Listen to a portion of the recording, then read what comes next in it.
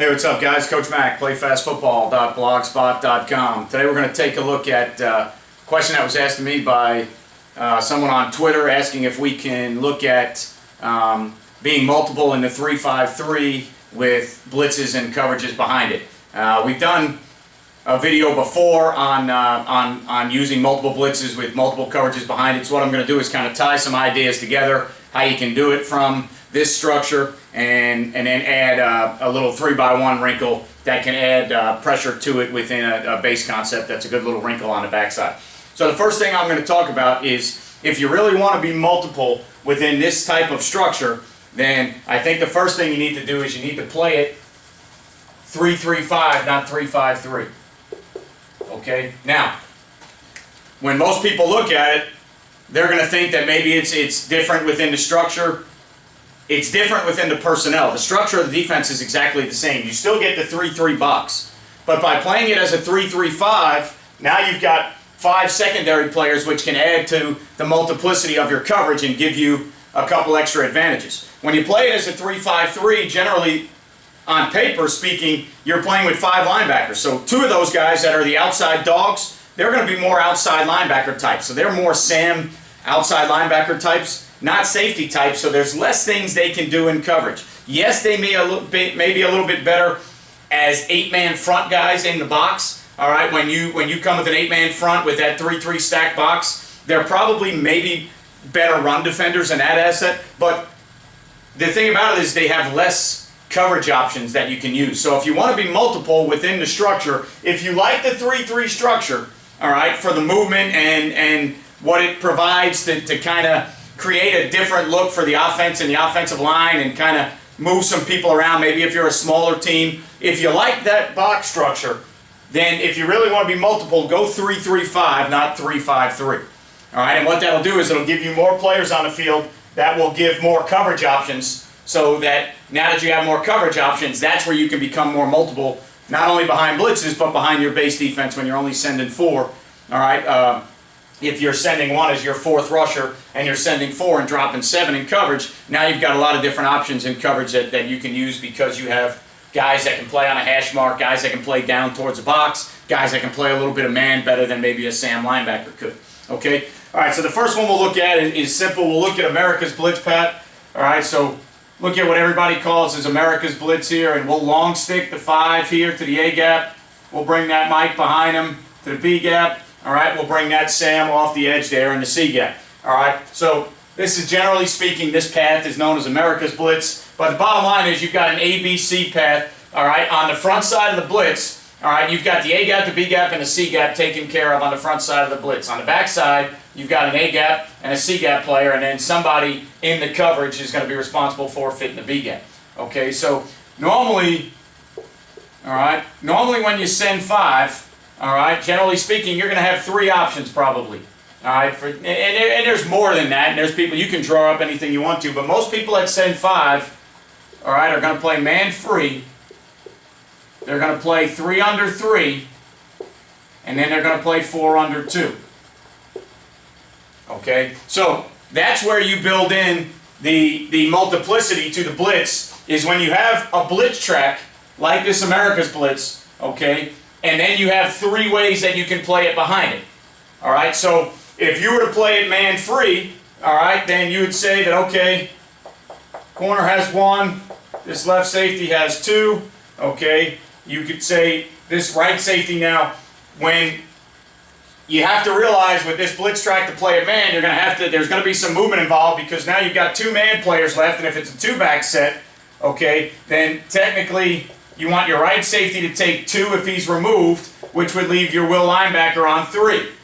All right, well, 2 and 3 are both in the backfield, so now your will and your right safety are going to have to get themselves in a position, all right, to bracket those backs or green dog those backs, so that they need to get themselves in a position where at the snap of the ball, all right, the willie is going to have to slide over a little bit this way as the right safety drops down, because now the will have the first back out to the front side, because you're bringing 2 blitzers off the front side, so you have to replace them somehow. So the will would have the first back off the front side, the right safety would have the first back off the back side. All right, and this would be the easier way to do it, so that if they came out in 2x2, all right, if they came out in 2x2 or 3x1, the will is always going to have a back, and now the right safety would have a receiver. So when you do it this way, versus 2 back, there's some adjustments you have to make, but versus 1 back, okay, the will never has to go out and play a receiver. The will always have the back in the backfield unless they go empty. If they go empty and you're going to play man free, you have no choice but to use the will in coverage. All right, but any other set that has at least 1 back in the backfield, the will can stay on the back in the backfield, and your corners and safeties can play man on the 5 eligible receivers, which is, in a coverage scenario, that's really what you want. All right, so if it's 2 back, you have to understand that there's going to be some movement between the will and the right safety because they're going to have to bracket those 2 backs. If it's 1 back, you're in good shape. All right, so that's how you would play, all right, man free behind that. The next thing you could do, all right, is you could play 3 under 3, all right, which now if you played 3 under 3, all right, obviously if you played man free, then a free safety would have been the free player in the middle of the field. If you play 3 under 3 now, you're going to get into a third concept, a middle third concept, all right? Then how you teach this is going to, depending on what you do, you can midpoint 2 verticals, all right? You can play a little bit more of a matching 3 deep concept where if 2 is out, then the corner is going to play all of 1. If 2 is vertical, you can play some matching concepts where the corner has more man clues than he does straight man based on what 2 does. Or you can just play it as a 3 deep principle where they midpoint, middle of the field. All right, so now what's going to happen is your right safety, all right, has to get down here to be what you call seam curl flat player. And now your left safety is going to be a seam curl flat player. And now your will is going to go, all right, middle hole, 3 drop. So he's got to drop to the side of 3. He's the middle hole player. And then basically, in the underneath part of the coverage, you need those 3 players to kind of match up the 3 routes that are happening underneath. All right, because you have a 1 high safety look, if you do have, all right, 2 receivers to each side, you have some seam issues. So you've got to have seam curl flat players, which means they've got to honor the seam first, then they become curl flat players second after that. All right, so there's different ways to play that. Like I said, you could play straight Blitzes match like Nick Saban talks about all the time and actually match 2 to the flat or carry 2 vertical, and then the will has to run through with 3. You can play it seam curl flat, middle hole drop. If the back were to push out and 2 were to go under, it becomes, all right, basically a 3 deep where he's going to push curl flat. The middle hole player would take the new 3 coming in. Okay, there are some differences because you don't have an extra player in the middle, all right, like you would when you're playing Blitzes match. So you got to understand how to cut some routes based on the way that 3 goes. Okay, but there's different ways that you can play it. But in general, you're playing 3 underneath players, 3 deep players. All right, 3 underneath players, 3 deep players with the same blitz track there. So now you've gone from man free to 3 under, 3 deep. All right, so that same blitz track, they see that blitz coming, they think they're getting man, and now all of a sudden they get some type of zone concept that is different than the man free that they thought they were getting. Okay, all right, with the same blitz track, you could also play 4 under 2, which some people call trap coverage. All right, and now what you would do, all right, if you were going to play 4 under 2, what you would do is you would now, all right, these guys would be the trap or flat players. All right, so these corners would be the trap or flat players.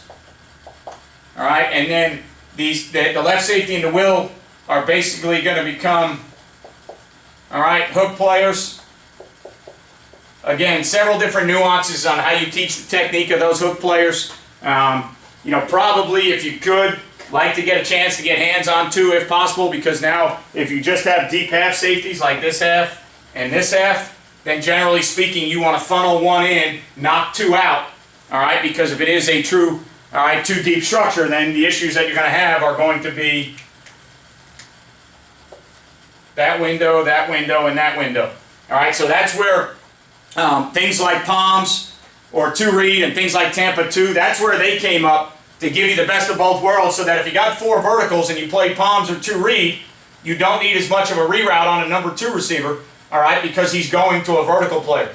If you play more of a hard cover 2 or a cover 2 structure where the corner is more of a sink player under a vertical, he doesn't actually match a vertical. Now if you get 1 out, 2 down the seam, you've got some seam issues with a deep half player. So you really need to make sure that you're trying the best you can to get hands-on, that too if you can, but you got to remember, to this side it's a little bit easier because there's no real fall-in gaps for the left safety. The Will's got a B-gap run, and to get two hands-on two going vertical, not that easy. So I would help it out by trying to get my corner a little bit more physical on one and forcing one inside. But what you've done now is you've taken the same blitz path and you've gone from man-free to 3 under 3, and now you've gone to more of a trap look.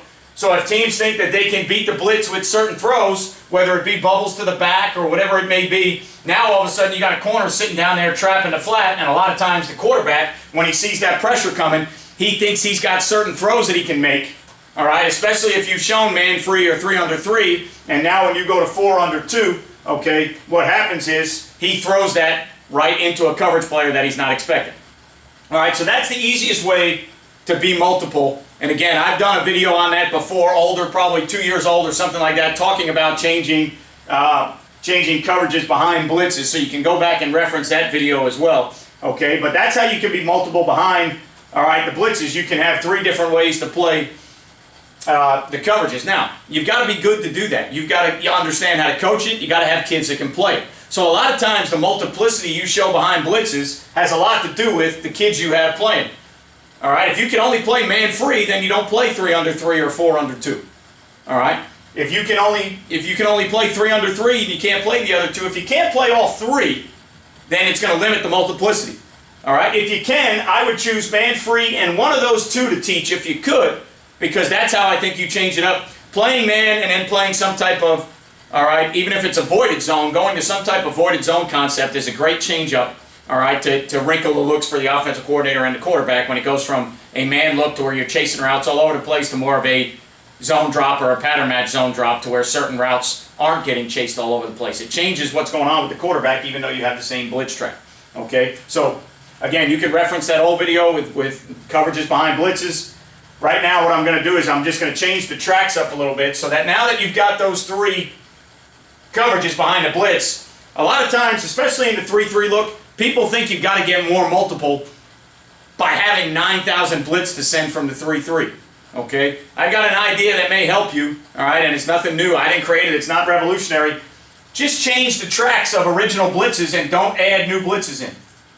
Okay? So keep the same theory on the front side here. All right, and keep the end outside. Walk the Sam down to go A-gap first, bring the Mike behind him, and go B-gap second. Okay, so now what you've got here, all right, is you've got the same ABC blitz pattern, all right, but you've got different guys in different tracks or paths on the blitz. That looks a little bit different to the offense. Even though it's the same 2 linebackers coming, up front it's a little bit different with how they might have to handle that. Because now the end is off the edge, and then you get 2 crossers coming A-gap first, B-gap second. All right, so another way to be multiple, all right, is to change, okay, the tracks of the blitz without really changing the blitz. That's still the same blitz pattern. It's front side A-gap, B-gap, C-gap, backside A, backside C. The B-gap is still open. All you're doing is you're changing, all right, the pattern of the blitz or who's going where on the front side ABC. Okay, so that's another way to get multiple within your blitz package. Still play those 3 coverages behind it because you still have the same coverage players behind that. Okay, one that I really like that is similar to the first one I drew up, okay, is change who goes first. All right, so I like bringing the Mike up into the B gap and penetrating him first, then long sticking second, then bringing the Sam third. That is the same path as the America's Blitz that I showed you first. The only thing I did is I brought the Mike first and the end second. That changes things up for the offense. All right? That is the same track as the first blitz I drew, but with the Mike penetrating first and the end coming second, that changes things up for the offense a little bit.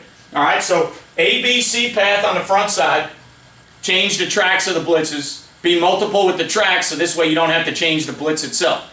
All right? So you're kind of just tagging the same guys that are going, and you're really just tagging these 3 players here, while the nose and the rush do the same thing, and the same 5 guys behind it do the same thing in coverage. You're just playing games with these 3 on the front side with how you want to handle ABC gap. All right, so that's also a good way to be, all right, multiple within your blitz patterns and within your blitz tracks. That's a good way to be multiple, all right, as well as you change the path and the tracks along with the coverage. Okay. Good thing about the 3-3 stack look that I like, all right, all right, now you can send 6. Still have some pretty good players behind it, so now we can send 6 and we can play straight man, okay? We can play man peel, and then we can play what we call hot coverage, which is going to be 2 under 3.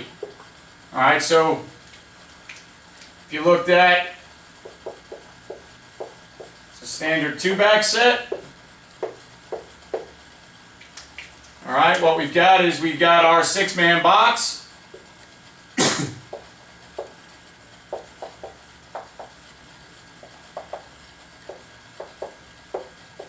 Okay, now we can get ourselves into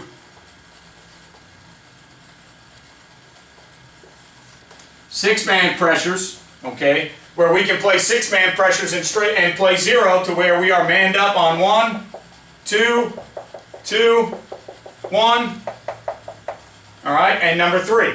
So now we've got 0 pressure and we're playing man-to-man behind it. All right, so 0 pressure, man-to-man behind it.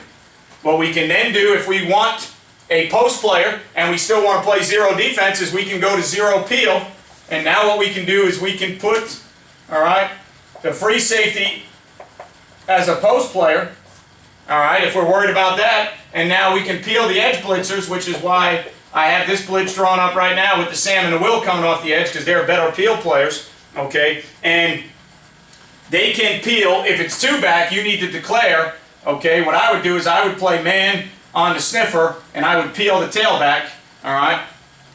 In this scenario here, I'd play man on the sniffer, peel the tailback, okay, or you can play man on the tailback and peel the sniffer. It's up to you what you want to do. If they're a team that gets the tailback out and leaves the sniffer in, okay, tailback's out, sniffer's in, and you want to man the tailback to keep the pressure coming, then peel off the sniffer, all right, and play man off the tailback. If they're a team that likes to get the sniffer out in the flat, okay, peel off the tailback, man up the sniffer. All right, it's all a matter of preference for what you want to do, but as far as the soundness of the blitz, you have to understand, as long as your guys understand who you're peeling. So if you identify that you're peeling the tailback and your right safety understands that he's going to play the sniffer, all right, these 2 edge blitzers now know if that back gets out, we have to peel. Okay, and then what you've got to do when you're peeling is you just got to kind of change your inside B-gap tracks to more bull rush tracks here, all right, to alert those guys that if we have to peel there, then you probably have to redirect that track back to the outside, otherwise you're going to lose a contained play. All right, takes some work, there is some communication involved, all right, you know, it's not the easiest thing in the world, but it's a good way to change up sending 6 and not always playing 0 behind it. So you can play 0 peel and you can have a post player. All right, so again, just like most calls, everything has a rhyme and a reason and a time and a place. If a team never releases the back, this is a great place to send 6 and play with a post player. The back doesn't get out, okay? You can add the guy playing the back on, all right? If both backs stayed and the guy that was playing the sniffer or the tailback stayed in protection, then you can add a 7th player on. There's multiple things you can do to get better or more pressure or whatever it is you're looking for. All right, you can add the man players on, peel now and give a post player. So we're sending 6, not playing just straight 0. Now we've got a post player. So now our outside guys have a post player to where they can now kind of lean in favor on some routes, all right, to where we can play with head up to more almost outside leverage integrity and not worry about some of the things coming inside because we have a post player. A lot of the times when we're playing straight 0, at least for me with the high school kids that I have, we play with hard inside leverage because those are the easier throws and those are the ones we don't want to give up. We want to force the ball to go longer or wider, okay, because at 0 we don't have help in the middle of the field. All right, now that we've got help in the middle of the field, you can kind of change up or wrinkle how you play your man. You can still play it the same way with inside leverage if you want, but now that you've got help in the post, now guys can kind of play it a little bit more aggressive. So this left safety knows he's got help in the post. He can get almost head up and he can play a vertical or a post route kind of outside trailing low and send that ball into the free safety. Okay, so if you wanted to change up your technique or how you play your man coverage stuff, you could do that when you have a post player now because it's not a straight 0 blitz. All right, then you could also go All right, you could send the same blitz and play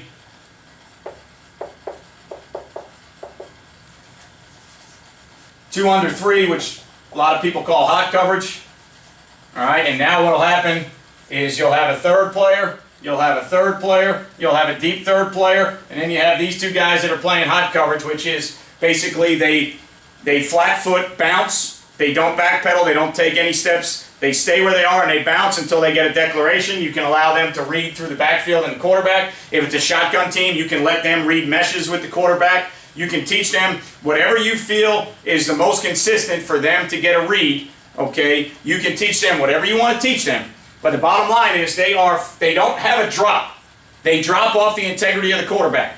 So they bounce at about heels at 6, flat foot, then bounce, bounce, bounce. Don't backpedal, don't move up until you know, okay? And then what happens is they are going to be the guys that need to fold into runs or be extra on runs if the ball were to get outside, all right? And then in the passing game, they play off of the intentions of the quarterback. So if the quarterback looks in one direction, all right, then those guys can just kind of shuffle in the direction he's looking. Okay, 2 different ways to do this. I've seen people do it different ways. If the quarterback looks away from you, you can turn and sprint in that direction. All right, a lot of times when it's 3-by-1, you may need that backside guy to turn and run to get to the hot throw to number 3. Or when the quarterback looks, you can vice, all right, or, all right, you can shuffle to the side the quarterback is looking or melt to the side the quarterback is looking, and then when his hand comes off, then you can break. So in other words, the quarterback takes the snap, he's looking this direction, both hands on the ball, I start to melt in that direction, front hand comes off, now we drive and break. All right, it's a technique that takes time to work because it's not a curl flat drop, it's not a seam drop, it's not a 2 drop. All right, it's basically a drop off the intentions of the quarterback. All right, because you're sending 6. So even though you've got a lot of voided out zones here, you're sending 6 guys, so you're expecting the ball to come out pretty quick.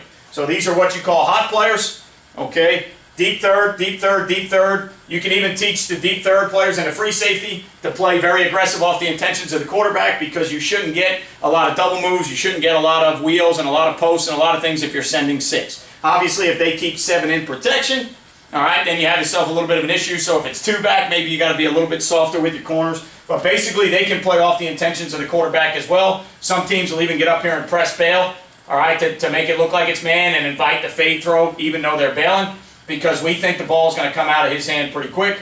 If it comes out of his hand quick, then we're in good shape and we can be aggressive on those routes, all right? A lot of people really like it. Not only do you get an 8-man front, but at the same time, you let guys look at the quarterback, which is the #1 habit you got to break your kids of all the time. They want to look at the quarterback all the time. So if you actually build the pressure in where they are allowed to look at the quarterback, it actually lets them do something that they normally want to do anyways. All right, so you just got to break the habit of when to look at the quarterback, when to read what if your key is #1 or #2. So you just got to be able to teach that. All right, so there's, again, you could change the tracks up front, make that blitz multiple, but that's 6 with 0, 0 peel, and hot. Okay, now, last way to be multiple, I'm just going to give you an idea behind 3-by-1 coverage, how you can be multiple to get a little bit of pressure. All right, and again, playing with 5 secondary players will help you and allow you to do things like this. All right, one of the ways you can get a little bit more multiple with, all right, 3-by-1 stuff.